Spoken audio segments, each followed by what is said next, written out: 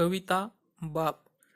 बाप नारळासारखा जरी भासतो कठोर, प्रेम जिव्हाळा अंतरी तेई भक्कम आधार.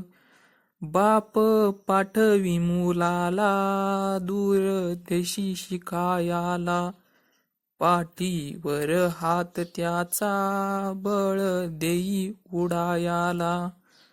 स्वतः राहून उपाशी बाप राबतो शेतात, तेव्हा घासभर अन्न जाते सर्वांच्या पोटात.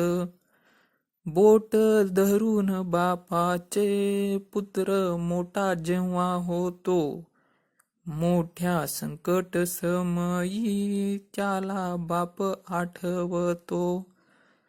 लेक नाहाती दुती झाली बाप करी कन्यादान, लेक सासरी जाताना बाप रडे आक्रंदून.